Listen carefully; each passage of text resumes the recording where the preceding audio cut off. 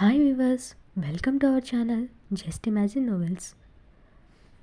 ఈరోజు మన కథ వద్దన్నా వదిలిస్తానా, ఎపిసోడ్ 1-5. డార్క్ రూమ్ మధ్యలో కింగ్ సైజ్ బెడ్ మీద ఒక అందమైన అప్సరస లాంటి అమ్మాయి పడుకుని ఉంది. కానీ తను స్పృహలో లేదు. పైగా తన 2 చేతులు పైకి కట్టేసి ఉన్నాయి.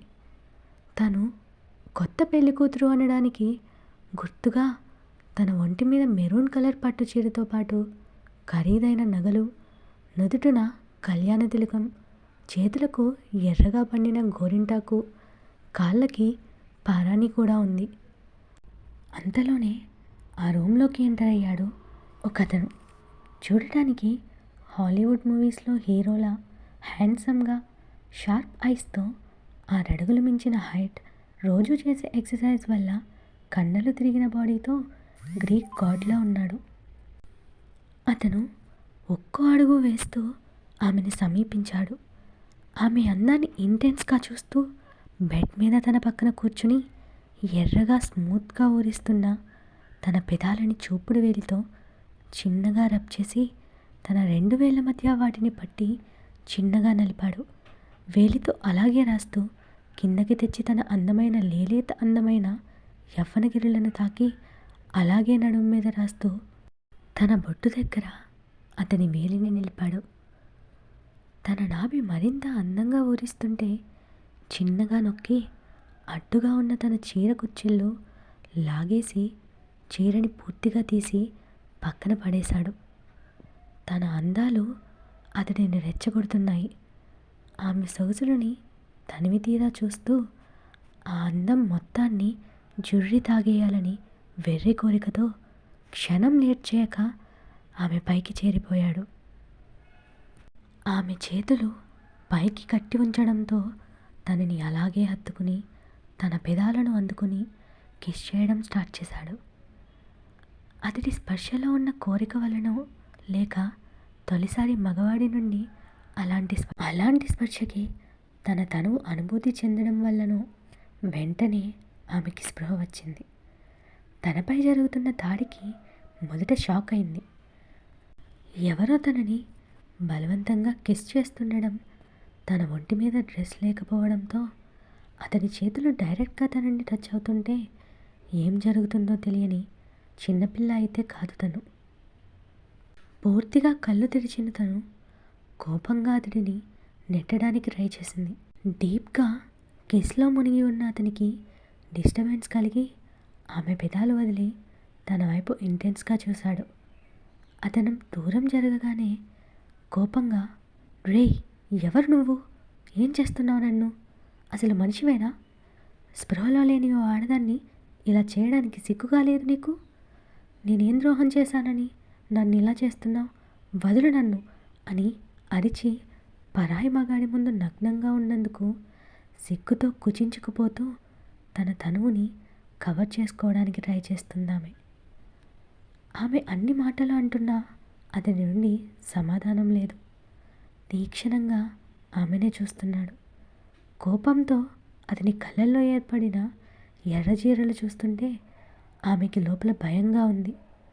గింజుకుంటున్న కొద్దీ ఆమె ఫీలింగ్స్ పట్టించుకోకుండా తీరిగ్గా తన ఒంటి మీద ఉన్న షర్ట్ బటన్స్ ఒక్కొక్కటి తీస్తూ ఆమె అందాలని కోరికతో చూస్తున్నాడు అతడు.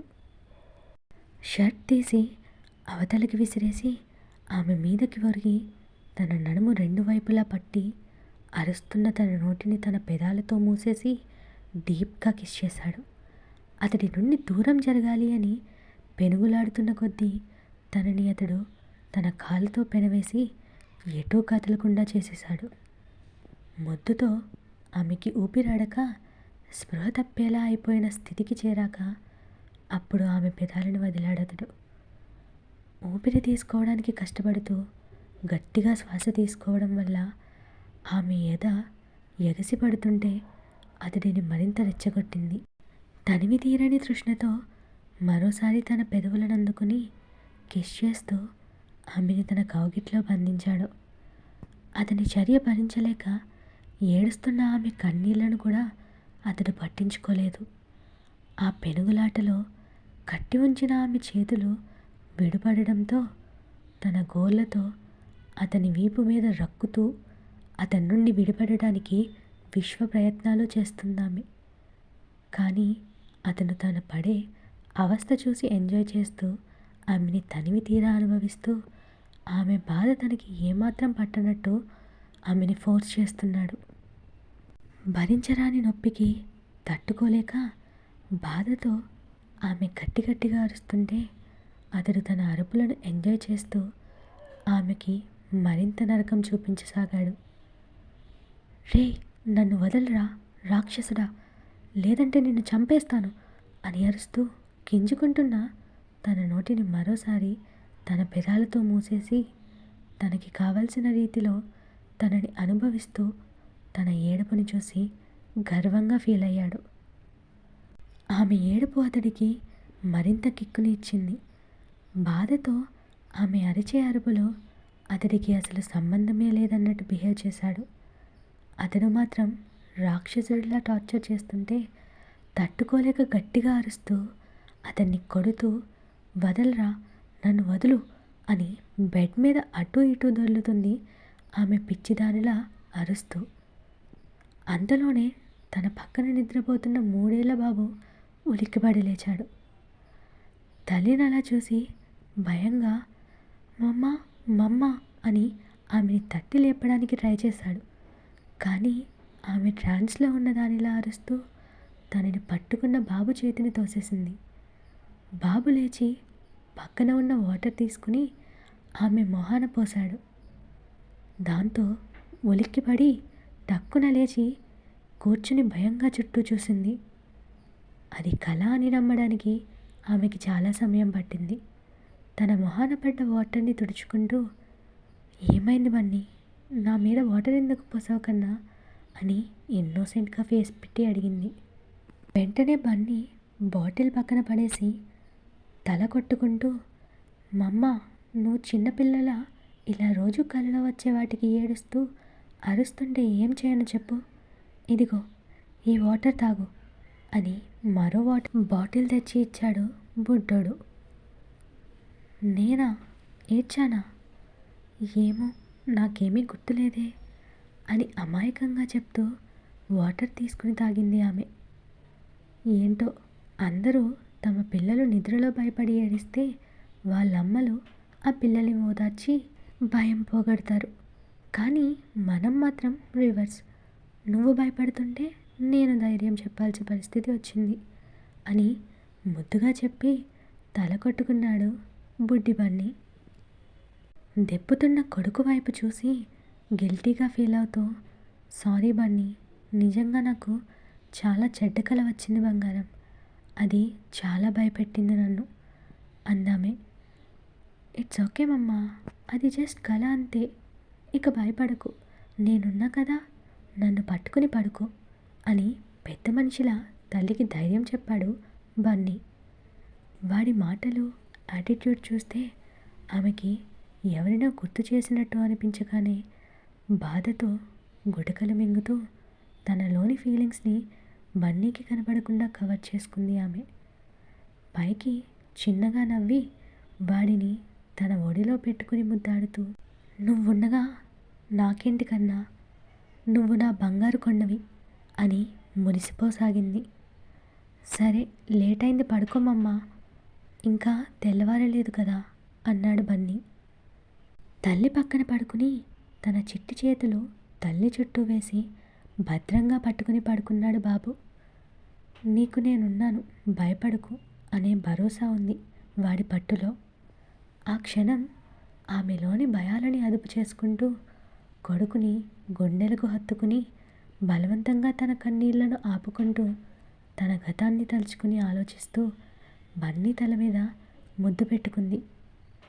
నా జీవితంలో మిగిలిన ఒకే ఒక్క బంధానివిరా నువ్వు, ఈ లోకంలో నాకు నువ్వు, నీకు నేను, అంతే, మనకు ఎవరూ లేరు, రారు కూడా అని మనసులో అనుకుందామే.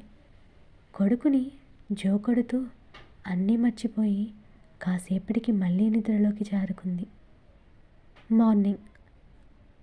బన్నీ నా బంగారం కదా ఈ ఒక్క ముద్దేనమ్మా, ఇదే లాస్ట్ కన్నా అంటూ ఆమె కొడుకు వెనకబడి తినిపించడానికి పాటలు పడుతూ ఉండగా, ఏమ్మా శివాని, ఈ నెలన్నా అద్దె టైంకి ఇస్తావా లేదా అంటూ వచ్చాడు ఆ ఇంటి ఓనర్ గోవింద.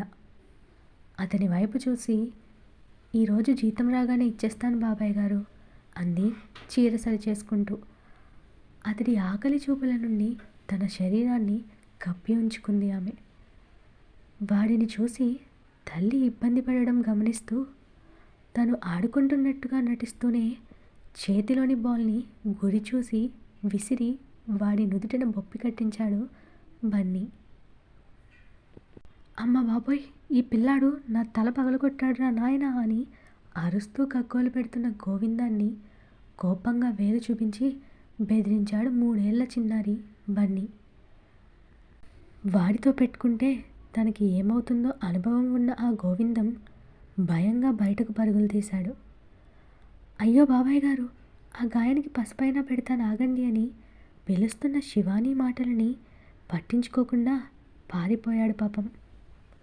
బన్నీ మాత్రం తన ప్లాన్ సక్సెస్ అవ్వడంతో నవ్వుకుంటుంటే, బన్నీ, నువ్వెలా చేయడం మంచిది కాదు నాన్న, ఎంతైనా అతడు మన ఇంటి ఓనర్ కదా. ఇప్పుడు నువ్వు చేసిన దానికి మన మీద కోపంతో అతను ఇప్పటికిప్పుడు మనల్ని బయటికి గెంటేస్తే ఎలా బంగారు అని నీరసంగా అడిగింది శివాని. బన్నీ శివాని మెడ చుట్టూ చేతులు వేసి ఆమె బుగ్గ మీద ముద్దు పెట్టి, మనల్ని బయటకు పంపాలంటే వాడి తల ఈసారి నిజంగానే పగలగొడతాను అని కోపంగా అంటున్న బన్నీని మందలింపుగా చూసి, అలా అనకూడదు, తప్పు అని చెప్తున్న శివాని మాట పూర్తి కాకుండానే, అది మా బన్నీ బాబు అంటే అంటూ విజిల్ వేసి ఎంకరేజ్ చేస్తూ అక్కడికి వచ్చింది శివాని ఫ్రెండ్ మీరా.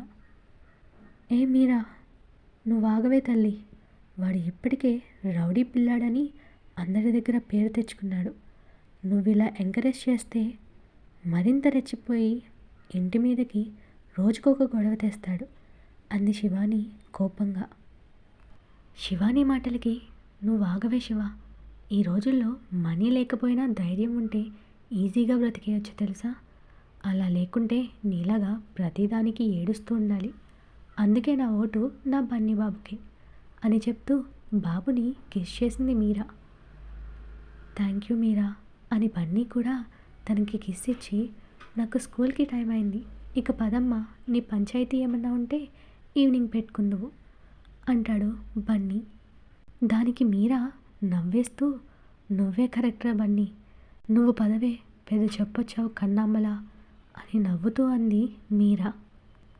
శివాని ఇద్దరినీ కోపంగా చూస్తూ బన్నీ బ్యాగ్ వాడికి తగిలించి, ఇద్దరి క్యారీ బ్యాగ్ తీసుకుని పదండి, మిమ్మల్ని బాగు చేయడం నా వల్ల కాదు అంది. నిన్ను కూడా మార్చడం మా వల్ల కాదు అని మీరా బన్నీ ఒకేసారి కోరస్గా అరిచి హైఫై ఇచ్చుకున్నారు. దాంతో శివాని ఇద్దరినీ కోపంగా చూసింది. కానీ ఆ కోపాన్ని ఎక్కువసేపు నటించలేక తను కూడా నవ్వేసి, నా బంగారు కొండ అంటూ బన్నీని ముద్దు పెట్టి ఎత్తుకుంది. మీరా శివాని ఓ ప్రైవేట్ స్కూల్లో టీచర్స్గా వర్క్ చేస్తున్నారు. బన్నీని అదే స్కూల్లో ప్లే క్లాస్లో చేర్చింది శివాని. తనకు ఈ లోకంలో మిగిలింది బన్నీ ఒక్కడే. ఫ్రెండ్గా మీరా ఎప్పుడూ తనకి అన్నింటా తోడు ఉంది. వీరికి మరొక బెస్ట్ ఫ్రెండ్ కూడా ఉన్నాడు, కానీ ప్రస్తుతానికి అతను వేరే దగ్గర ఉన్నాడు. ముగ్గురు స్కూల్కి చేరుకున్నాక బన్నీని తన క్లాస్లో వదిలి ఇద్దరూ స్టాఫ్ రూమ్లోకి వెళ్ళి రిజిస్టర్లో సైన్ పెడుతుంటే, హాయ్ శివాని గారు అని విష్ చేశాడు తన co teacher Vinod. Hi sir, good morning అని తిరిగి విష్ చేసింది శివాని. వినోద్ ఆమెని ఎప్పటి నుంచో ఇష్టపడుతున్నాడు, కానీ ఆ మాట ఆమెతో చెప్పే ధైర్యమే లేదు. సిటీలోని ఓ పెద్ద బిల్డింగ్ ముందు ఆగిన చాలా ఖరీదైన కారు నుండి దిగిన అతడు యాటిట్యూడ్గా నడుస్తూ కళ్ళకి ఉన్న గాగుల్స్ తీసి సీరియస్గా బిల్డింగ్ లోపలికి వెళ్ళాడు. ఎప్పుడూ సీరియస్గా ఉండే అతడిని చూసి ఎంప్లాయీస్ భయంగా లేచి విష్ చేశారు. అతను ఎవరిని పట్టించుకోకుండా నేరుగా తన క్యాబిన్కి వెళ్ళిపోయాడు. అతనే ఆ కంపెనీ CEO రుద్రదేవ్. చూడడానికి మన్మధుడిలా ఉంటాడు. కానీ తన పేరుకు తగ్గట్టు రుద్రుడిలా ఎప్పుడూ సీరియస్గా ఉంటూ చూపులతో ఎదుటివారిని కమెంట్ చేసే నియంతలా ఉంటాడు. చూపులకి మన్మధుడు, చేతులకి రాక్షసుడు అని తెలిసిన వాళ్ళు అనుకుంటూ ఉంటారు. ఆ ఆఫీస్లో వర్క్ చేసే ప్రతి అమ్మాయి ఒక్కసారైనా అతడు తమని చూడకపోతాడా అని ఆశగా చూడటం పరిపాటే. సార్ అని పర్మిషన్ తీసుకుని లోపలికి వచ్చిన తన పిఏ రేఖని చూసి తన సీట్లో కూర్చున్న రుద్ర తనని ఆ రోజు షెడ్యూల్ గురించి అడుగుతాడు. ఆమె అతనికి వినయంగా విష్ చేసి గబగబా అతడి షెడ్యూల్ చెప్పింది. సార్, స్టాఫ్ రిక్రూట్మెంట్ కోసం జరుగుతున్న ఇంటర్వ్యూస్లో ప్రదీప్ సార్ కొందరిని సెలెక్ట్ చేశారు. వాళ్ళ లిస్ట్ని మిమ్మల్ని చూడమని పంపారు. ఇవ్వమంటారా అని భయంతో కూడిన వినయాన్ని ప్రదర్శించింది రేఖ. ఇవ్వమన్నట్టు చేయి చాపిన రుద్ర చేతికి ఫైల్ అందించి పక్కన నిలబడింది ఆమె. డీటెయిల్స్ చూస్తూ పైన 4 ప్రొఫైల్స్ చెక్ చేసిన అతను, ఓకే, అందరినీ అపాయింట్ చేయమను అని చెప్పి తిరిగి ఫైల్ ఇచ్చేవాడు కాస్త ఆగి తిరిగి మళ్ళీ ఫైల్ ఓపెన్ చేస్తాడు. ఏమైంది ఈయన గారికి అని చూస్తున్న తన పిఏ వైపు చూసి, ప్రదీప్ని నా క్యాబిన్కి రమ్మని కాల్ చేసి చెప్పి నువ్వు బయటికి పో అన్నాడు సీరియస్గా రుద్ర. ఓకే సార్ అని భయంగా బయటకు వెళ్ళి ప్రదీప్కి కాల్ చేసింది ఆమె. అతను ఫోన్ లిఫ్ట్ చేయగానే, హలో ప్రదీప్ సార్, మిమ్మల్ని రుద్ర సార్ ఆయన క్యాబిన్కి రమ్మంటున్నారు అని చెప్పి కాల్ కట్ చేసి తన ప్లేస్కి వెళ్ళిపోయింది. ప్రదీప్ రుద్రకి బెస్ట్ ఫ్రెండ్. అతని దగ్గరే మేనేజర్గా వర్క్ చేస్తున్నాడు. రుద్ర ఆ ఫైల్లోని ఓ అప్లికేషన్లో ఉన్న అమ్మాయి ఫోటోని సీరియస్గా చూస్తూ ఉన్నాడు. ప్రదీప్ బయట నిలబడి పర్మిషన్ అడగగానే కమిన్ అని గంభీరంగా పలికాడు రుద్ర. లోపలికి వచ్చిన ప్రదీప్ విష్ చేసి చెప్పండి సార్ అన్నాడు నిలబడే. ఇక్కడ ఎవరూ లేరు కానీ నార్మల్గా ఉండరా, కూర్చో ఫస్ట్ అని సీరియస్గా చెప్పి తన ముందు చైర్ చూపించాడు రుద్ర. ప్రదీప్ కూడా కూర్చుంటూ, ఏమైంది రుద్ర, ఎందుకు అంత కోపంగా ఉన్నావు అని అడుగుతాడు. రుద్ర మాత్రం సీరియస్గా, ఈ లిస్ట్లో ఉన్న వాళ్ళందరినీ నువ్వే ఇంటర్వ్యూ చేసావా అని అడిగాడు. అవును, నువ్వెందుకు ఇలా అడిగావో కూడా నాకు తెలుసు, కానీ నేను అందరితో పాటే తనని కూడా ఇంటర్వ్యూ చేసి సెలెక్ట్ చేశాను. తను ఏమీ రికమెండేషన్తో సెలెక్ట్ కాలేదు అన్నాడు ప్రదీప్. గుడ్, కానీ తనకంత అవసరం ఏంటంట అని ఆమెని ఉద్దేశించి అడిగాడు రుద్ర. ఆ విషయం నన్ను అడిగితే నాకేం తెలుస్తుంది, నేను తనని అడగలేదు కూడా అన్నాడు ఎటో చూస్తూ ప్రదీప్. ప్రదీప్ మాటలకి రుద్ర ఆలోచిస్తూ, సరే నేను అడిగి తెలుసుకుంటాలే అనగానే ప్రదీప్ కాస్త వెటకారంగా, ఏ సంబంధంతో అడుగుతాను సార్, నీ చెల్లి హోదాలోనా లేక నీకు ఏమీ కాని దానిలాగనా అన్నాడు ప్రదీప్. రుద్ర విరక్తిగా నవ్వి, చెల్లి, నాకు ఆ బంధాల మీద పెద్దగా ఇంట్రెస్ట్ లేదులే ఇప్పుడు అన్నాడు. ప్రదీప్ సీరియస్గా, ఇష్టం ఉన్నా పైకి చూపించే మెంటాలిటీ కాదు కదా సార్ది అంటాడు. వెంటనే రుద్ర విసుగ్గా, రే, నేను ఇలాగే ఉండాలని డిసైడ్ అయ్యాను, ఇలాగే ఉంటాను కూడా, నన్ను ఇలాగే ఉండనివ్వు, నాకు ఏ బంధాలు వద్దు అన్నాడు రుద్ర. అరే బాబు, నేనేమైనా కలుపుతున్నానా ఏంటి, నీ ఇష్టం వచ్చినట్టే ఉండు, కానీ ఇప్పుడు వాళ్ళందరినీ ఓకే చేసినట్టా లేక నువ్వు కూడా వాళ్ళని ఇంటర్వ్యూ చేస్తావా మరోసారి అని తన డౌట్ని అడుగుతాడు ప్రదీప్. అక్కర్లేదు, అందరినీ సెలెక్ట్ చేస్తున్నట్టు ఆఫర్ లెటర్స్ పంపు, ఒకవేళ తను ఇక్కడ జాయిన్ అయినా నా దృష్టిలో తను కూడా అందరిలా జస్ట్ నా ఎంప్లాయ్ అంతే అని ఏ భావం లేకుండా చెప్పాడు రుద్ర. తను కూడా నీకులాగే ఉందిలే, తనకు కూడా నీ చెల్లి అని చెప్పుకోవాలని లేదు, ఏంటో మీరు మీ విధానాలు నాకు అర్థం కారు అన్నాడు ప్రదీప్ డ్రామాటిక్గా. దాంతో రుద్ర సీరియస్గా, రే అన్నాడు వాయిస్ పెంచి. అబ్బో చాలా చూసాంలే అన్నట్టు ఓ ఎక్స్ప్రెషన్ ఇచ్చిన ప్రదీప్, అంతేనా ఇంకేదైనా పనుందా నాతో అని అడిగాడు.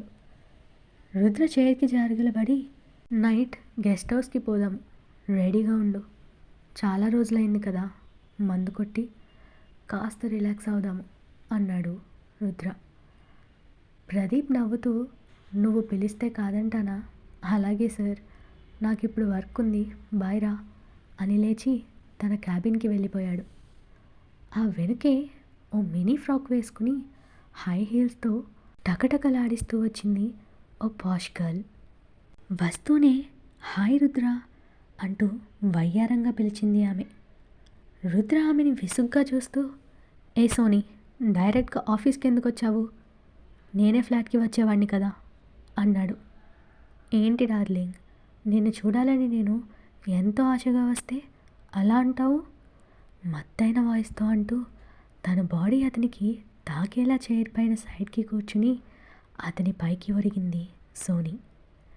నేను ఆఫీస్లో ఉన్నప్పుడు ఇలా నువ్వు దగ్గరగా వచ్చి టెంప్ట్ చేయకు, కొన్ని నాకు నచ్చవు అని చెప్తూ దూరం జరిగాడు రుద్ర. ఓ కమాన్ రుద్ర, ఎక్కడైనా నేను నీదాన్నే కదా అని కవ్విస్తూ రుద్ర మెడ కింద కిస్ చేసి అతడి చెస్ట్ మీద చేయి వేసి నిమురుతూ ప్రవోక్ చేసి అతడి వీక్నెస్ని తట్టి లేపింది ఆమె. రుద్రకి బాడీలో హీట్ పుట్టి కోరిక ఎగిసిపడడంతో తన క్యాబిన్ లాక్ చేసి ఆమెను లాక్కుని తన పర్సనల్ రూమ్లోకి తీసుకువెళ్ళి బెడ్ మీదకి తోశాడు.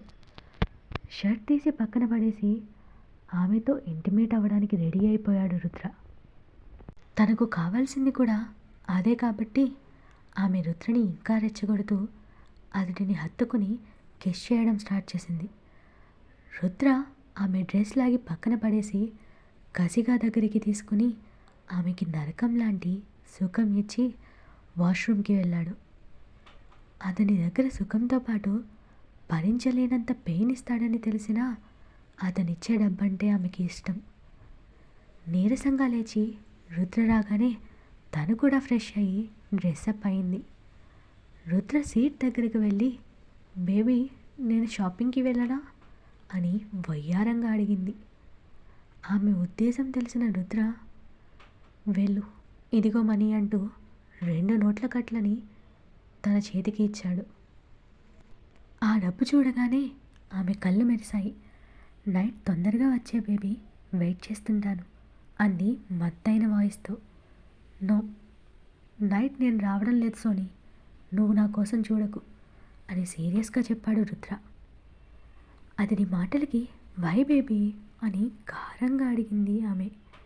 నీకు అనవసరం, do what I say, just చెప్పింది చెయ్యి అని బేస్ వాయిస్తో చెప్పగానే రుద్ర కోపం తెలిసి భయంగా, ఓకే సారీ, జస్ట్ అడిగానంతే అంది. ఇక వెళ్ళు, నాకు వర్క్ ఉంది అన్నాడు రుద్ర. ఓకే బేబీ, నువ్వంటే పిచ్చితో నీకు దూరంగా ఉండలేక అడిగాను అంది డల్గా చూస్తూ. రుద్ర నవ్వి, నాకు తెలుసులే, వెళ్ళు, నా వర్క్ ఉంది అన్నాడు.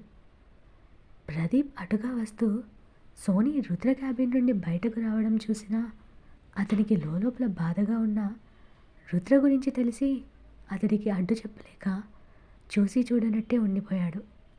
Next episode promo. ఓ బర్రె గొంతుతో ఎవరు మీరు అంది భవానీ.